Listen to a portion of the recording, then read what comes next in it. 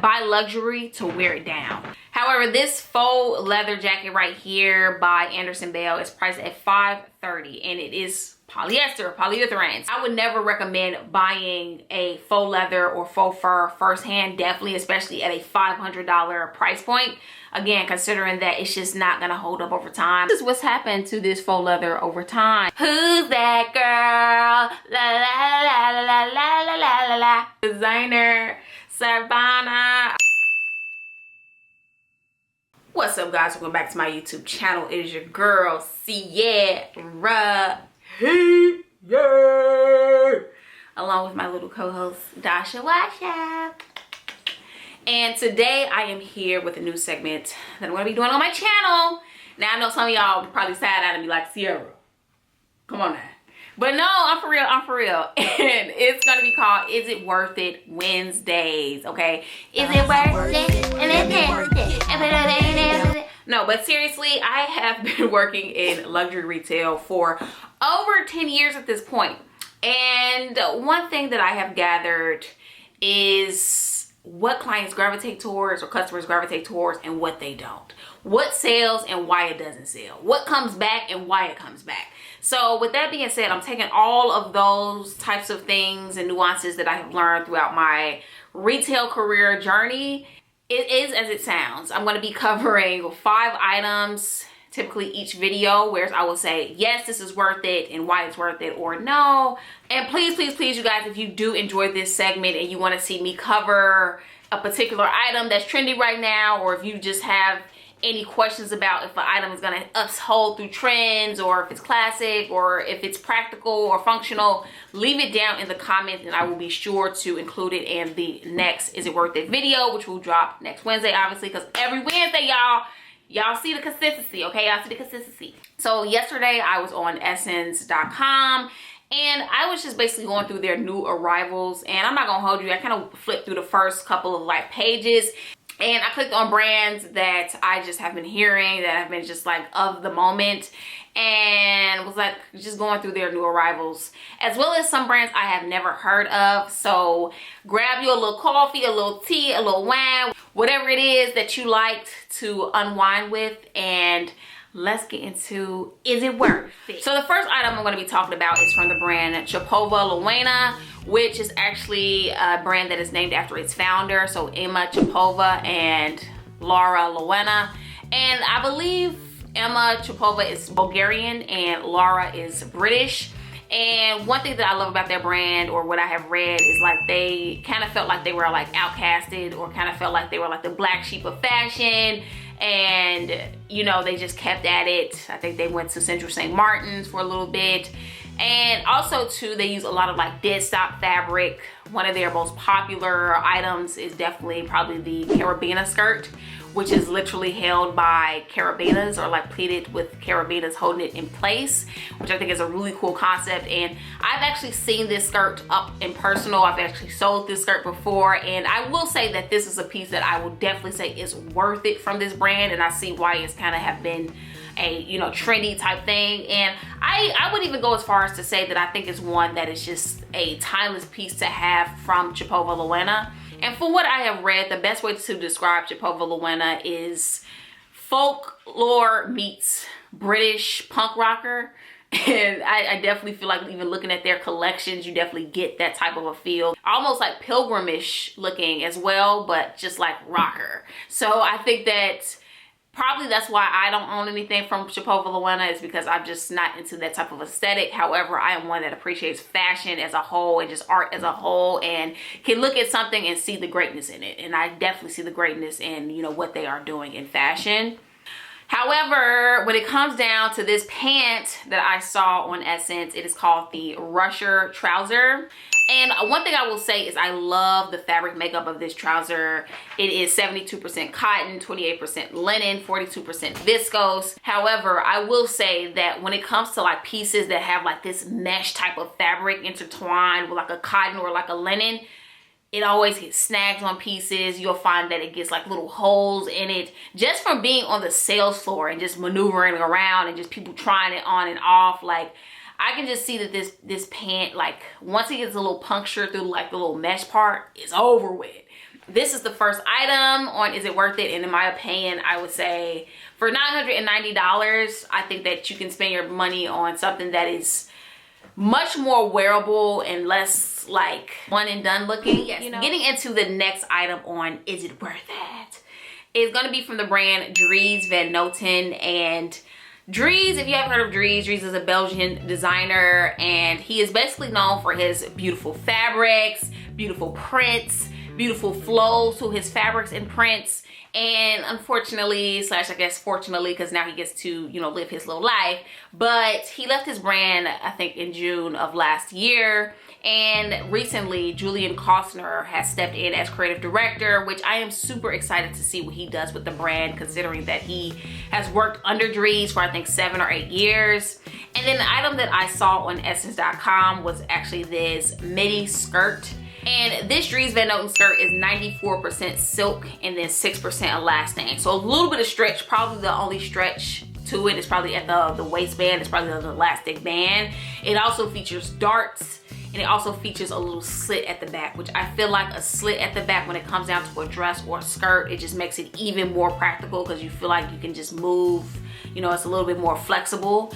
Also the flow, I feel like it's a little bit nicer with the vent. I would definitely say this skirt is worth it, considering that it is mostly silk. Silk is a fabric that is obviously fabric of the earth. I feel like I have seen, you know, skirts from Max Mara that are literally double the price, like $1,100. So I would say this skirt priced at $620 in a black color. Like literally, if you wanted to, you can wear this skirt probably 2 to 3 times a week.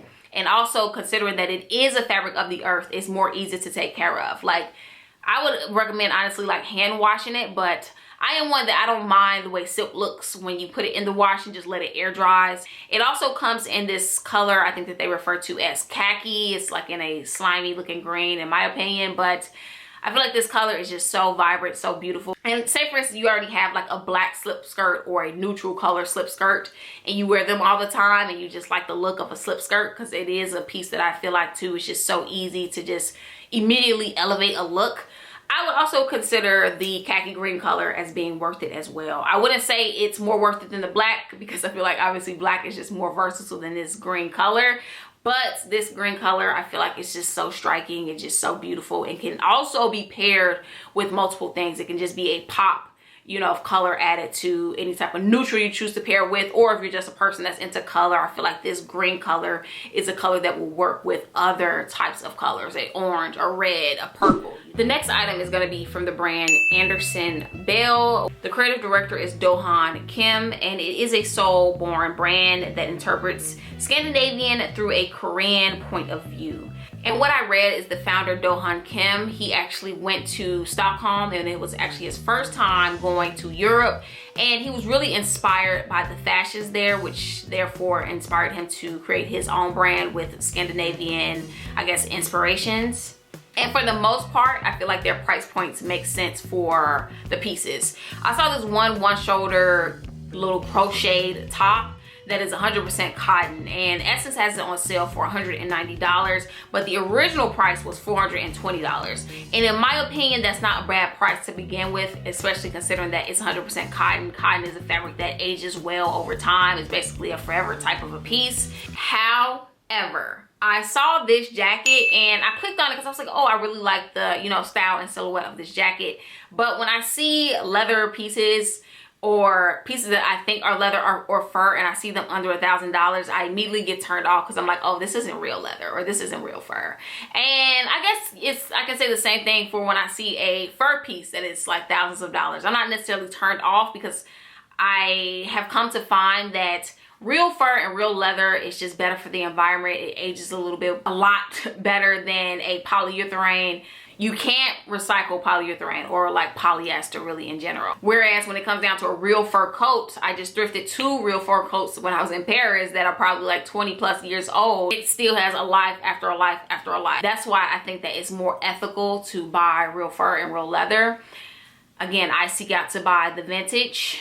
However, this faux leather jacket right here by Andersson is priced at $530, and it is polyurethane. I would never recommend buying a faux leather or faux fur firsthand, definitely, especially at a $500 price point.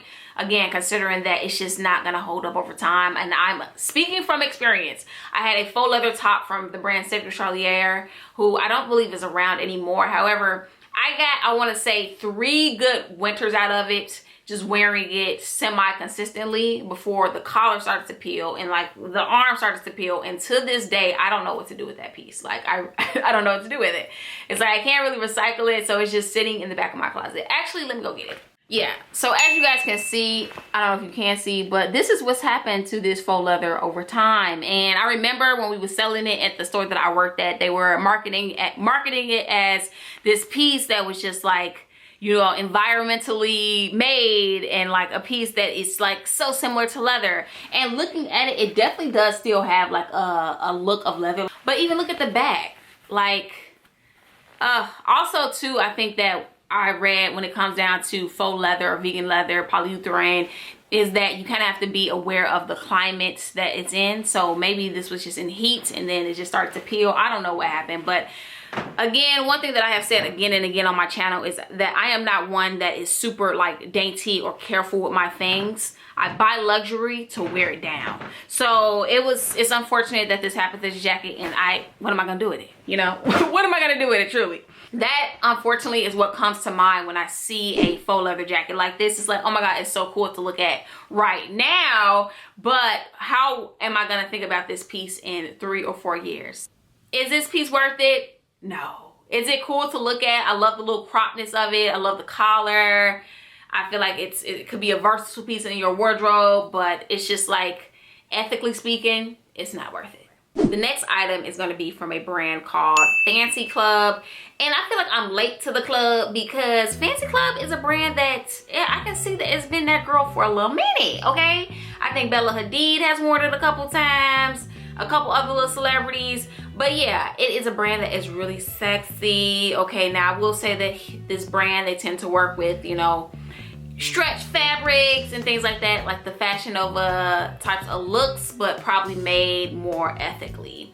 And one thing that I read was the designer, I sounded like our girl, the designer Savannah, I think his name is Dutron. They are only 24 years old, dropped out of fashion school and started Fanci Club. One way to describe Fanci Club, what I read anyway, is Y2K designs with avant-garde detailing and flamboyant deconstructions. And I get a lot of people that come to the store that I work and they're looking for like birthday outfits and things like that, and they want to be a little bit more sexy, but they don't want to spend an arm and a leg, because I find that people that are looking for like their birthday look, not all the time, but sometimes they just want to like look a little bit different for their birthday. You know, they want to wear something that is like not of the norm, something that's like really sexy or figure hugging. I want all eyes on me.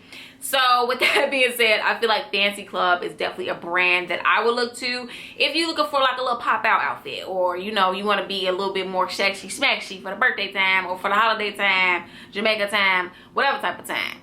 Also, although Fanci Club, as I said, they tend to work with, you know, polyesters and synthetic fabrics. What I read is they use a lot of dead stock fabrics. At least you're giving a synthetic a second life, considering that it can be broken down, you know, into the earth. Anyway, I saw this little dress here, the Obsession dress, and obsessed, okay? And it features a boat neck, an asymmetrical hem, and a floral applique at each side, the top and I think the bottom seam. And the fabric makeup is going to be 80% nylon, 12% spandex.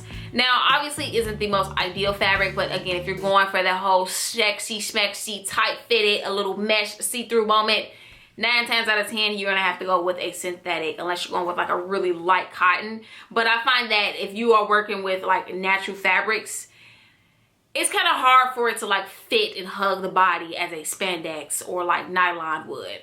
And also too, what I find is, considering that this dress is a spandex or like a nylon, I personally would not want to pay over $500 for it. And I feel like for all the detailing that you still get with this dress, $320 is not a bad price, okay? But I definitely appreciate Fanci Club for what it is, because it's not Fashion Nova, you know, it's not made super fast. So I would definitely say the Obsession dress, in my opinion, definitely gets a thumbs up. Definitely worth it for $320. all this little detail, the high neck, the sexy sleekness. Can you imagine yourself on your birthday, y'all, just like wearing this? It don't even have to be your birthday, but just people that just love to feel themselves. Like, come on now. It's giving that girl. Who's that girl? La la la la la la la la la. Love it. All right, y'all, so the last item I'm going to be reviewing slash saying is it worth it or is it not, is going to be for the brand Max Mara. But in case you have never heard of Max Mara, it is an Italian fashion house, and I would say the main thing to note is that it is always timeless, always quality, and always going to be a pretty little penny. One thing that I have noticed about Max Mara customers or clients is that they appreciate quality above anything else. One thing that I love is that they are straight to the point. If you go to their website, the fabric makeup is literally in the name. It'll say like 100% cotton poplin shirt, $8.95. I think the main reason why they put the fabric makeup in the name is because they know that it's pricey. So they want you to know off the bat, this is why you're paying $1,000 for a pant, okay, or a short or a shirt. The piece that I have here is going to be this Max Mara Tan Gardon jacket, I believe it's pronounced. And I absolutely love, obviously, the silhouette of this jacket. I feel like it's in like this modal style silhouette, yet it's like full on teddy. And the price point of this jacket is $26.50, which is a scary price point for a freaking jacket.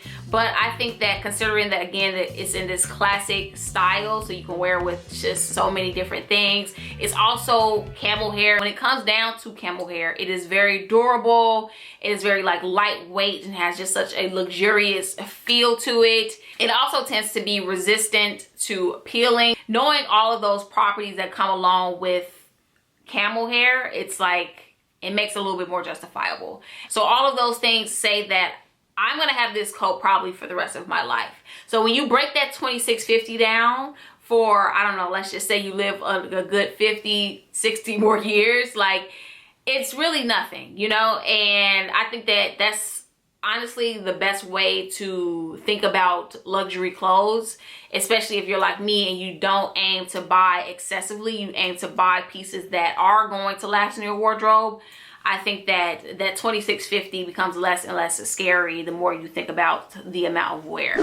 If you enjoyed this first episode of Is It Worth It, then please, please, please, obviously click the thumbs up button. Let me know what you think down in the comments. And also, as I said in the beginning of the video, if there's anything that you guys want to know, is it worth it or not, then please also leave it down in the comments, and I will be sure to include it in the next, in the next, in the next. So yeah, I hope you guys enjoyed, and I will see you in my next one, which is gonna be tomorrow, guys. It's already edited. It's another little segment that I wanna have on my channel. I just want you guys to be wowed. So I will see you guys tomorrow. Peace.